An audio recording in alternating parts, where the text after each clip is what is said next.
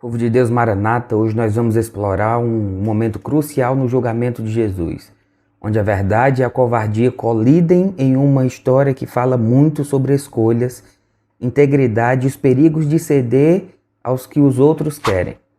Pilatos, um governador romano, se vê frente a frente com a verdade encarnada.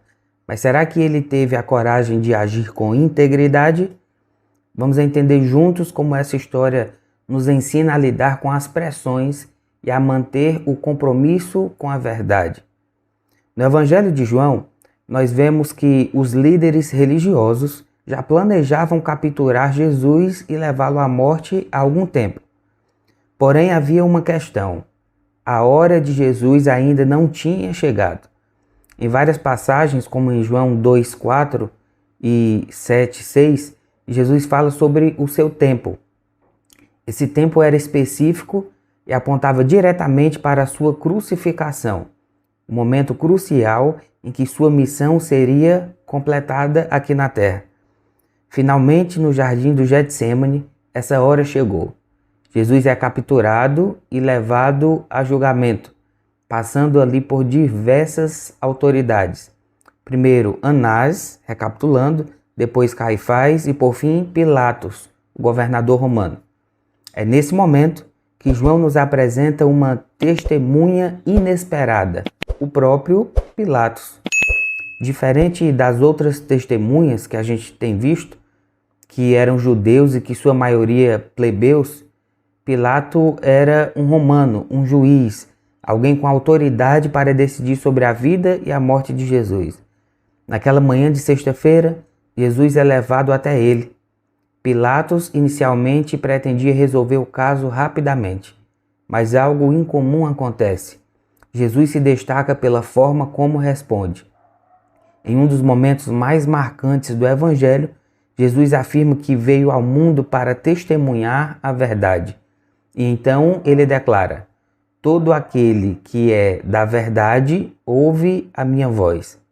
Isso então surpreende Pilatos, que começa a se questionar sobre a verdadeira identidade de Jesus.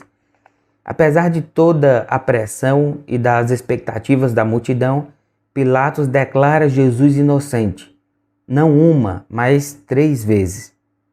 Pilatos reafirma que não encontra culpa em Jesus e, de maneira irônica e profética, ele manda colocar sobre a cruz a inscrição: Jesus de Nazaré, o Rei dos Judeus. Mesmo assim, Pilatos cede à tentação popular e condena Jesus à morte. Ele tinha a verdade bem ali diante de seus olhos, mas escolheu seguir o que era mais conveniente e seguro para ele, ao invés de fazer o que sabia ser o certo. A história de Pilatos é uma lição forte para mim e para você, para a gente entender sobre o perigo de abrir mão do que nós sabemos ser correto apenas para agradar ou evitar conflitos. Quantas vezes nos sentimos pressionados a agir de maneira contrária ao que nós acreditamos, apenas para seguir a maré ou evitar algum tipo de problema? Pilatos nos mostra o preço de ignorar a consciência. Ele preferiu agradar a multidão e selou o destino de Jesus.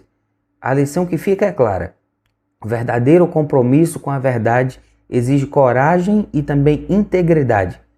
Será que temos a coragem de viver pela verdade, mesmo que isso signifique enfrentar críticas ou rejeição? Que nós possamos refletir sobre a escolha de Pilatos e também buscar viver com integridade, sempre atentos ao que é justo e verdadeiro. Que lição maravilhosa, concorda?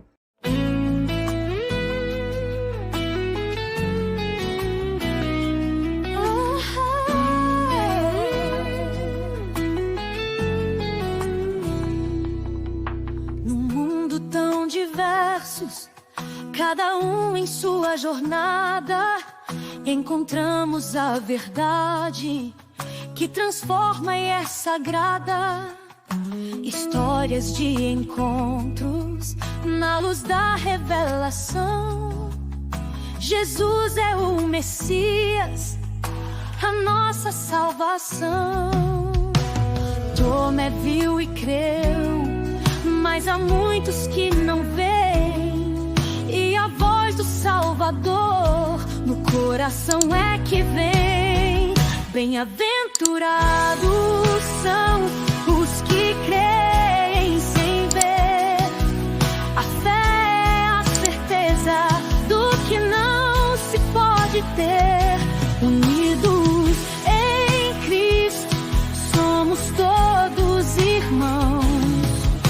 Em cada testemunho, Ele toca os corações.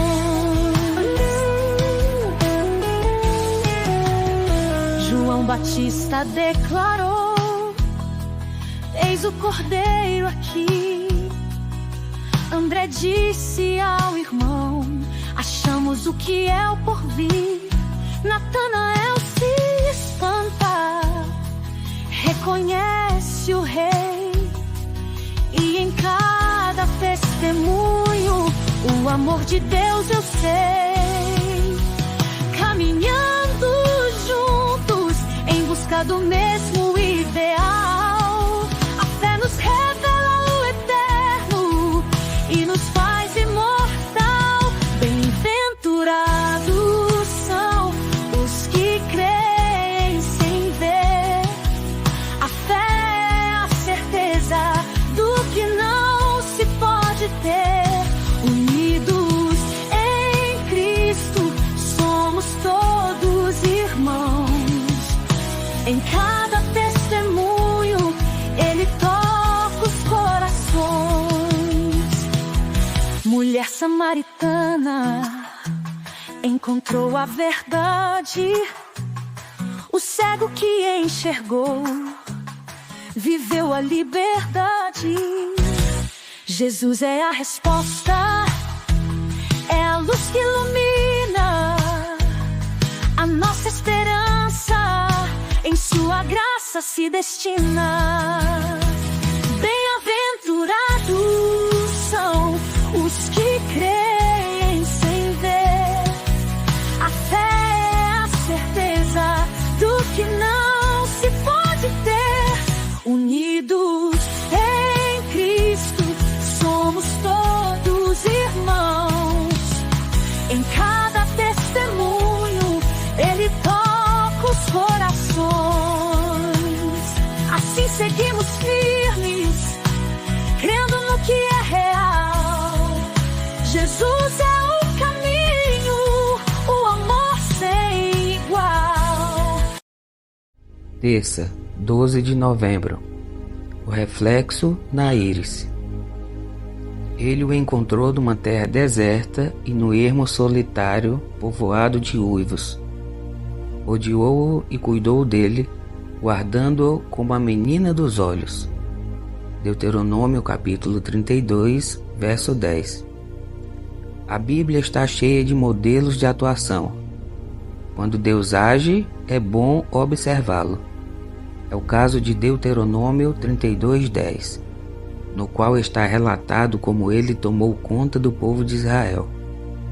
As 3 etapas do seu comportamento nos dão uma boa pista para o desenvolvimento da nossa solidariedade.